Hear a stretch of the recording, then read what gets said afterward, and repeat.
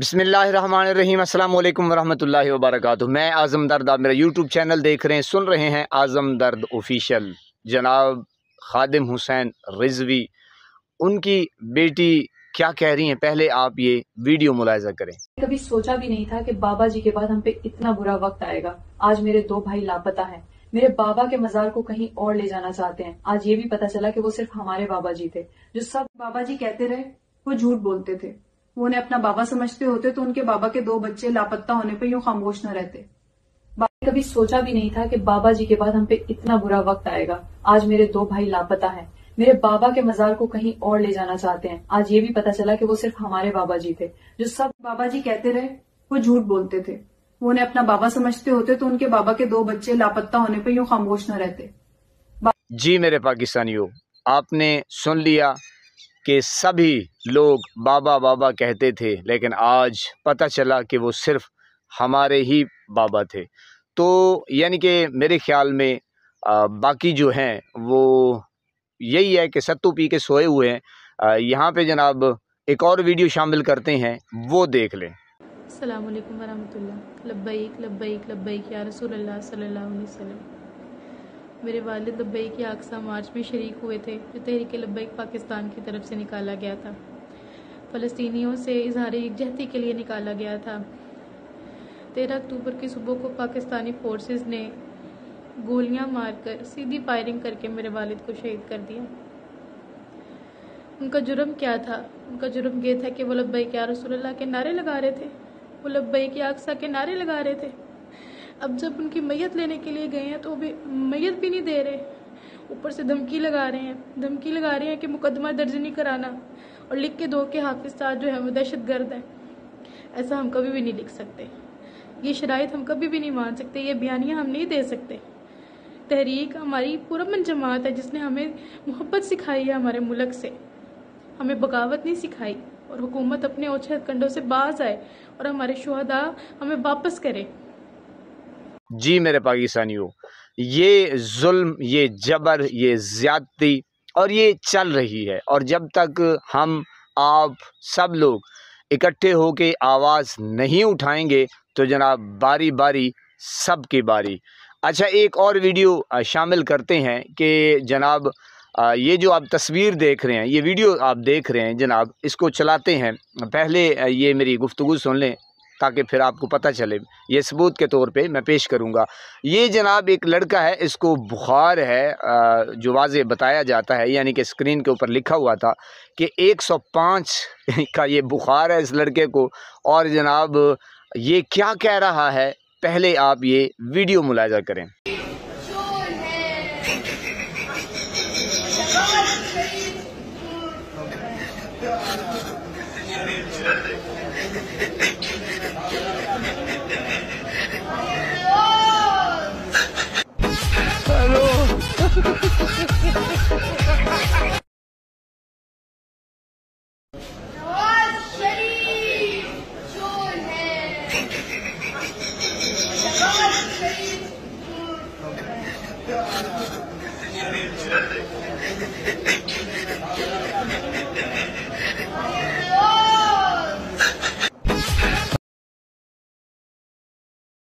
जी मेरे पाकिस्तानियों, आपने वीडियो मुलाहिज़ा कर ली।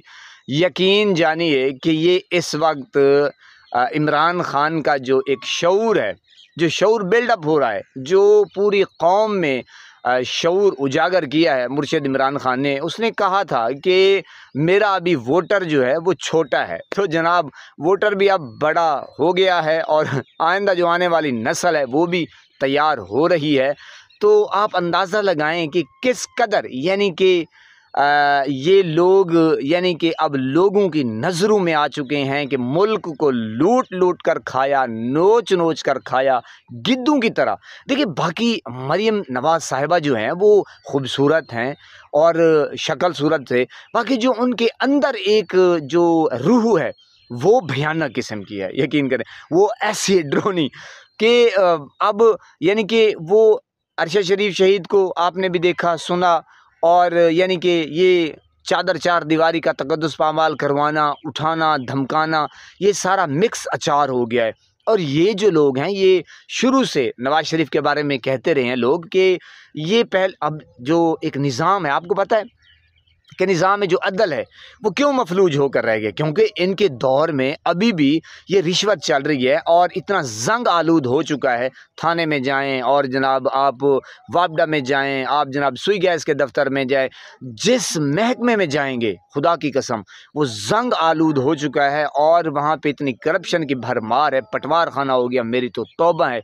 असल मकसद यही है मेरे पाकिस्तानियों आपसे ये वीडियोज़ शेयर करने का कि अब हमें सोचना चाहिए कि कम से कम हम तो चलो हो चुके, लेकिन आने वाली जो नस्ल है हम उसको कम से कम सुकून से गुजारने दे और हक और सच नखेड़ा हो। और जो डाकू चोर लुटेरे हैं वो भी वाज़े नज़र आ रहे हैं और आप भी आने चाहिए और मुल्क के ऊपर कानून की हुक्मरानी हो और जनाब इंसाफ का बोलबाला हो। यकीन जानिए ऐसे ऐसे मनाजिर ज़ाहिर है मैं अब आपके सामने अटैच रहता हूँ तो जनाब वीडियोज़ आपके सामने रखूँगा और आइंदा भी लेकर आऊँगा। तो यानी कि मुआशरा जो है वो इस कदर यानी कि पस्ती की तरफ चला गया है। हमारे मुआशरे में जो अंदर हम रह रहे हैं हमें ये नहीं पता कि यार हमने कब्र की तैयारी करनी है और आगे जाना है और हम अल्लाह को क्या जवाब देंगे, क्या मुँह लेकर जाएंगे। और हम यानी कि हमें जो अलक़ाबात से नवाजा गया है वो है जनाब अशरफुल मखलूक़ात। और हमारे किरदार चेक करें कि चोरी, ज़नाख़ोरी, सूदखोरी, बुख़्लखोरी और मैंने क्या क्या नहीं करते। बहरहाल सच हम दिखाते रहेंगे और आपके सामने रखते रहेंगे।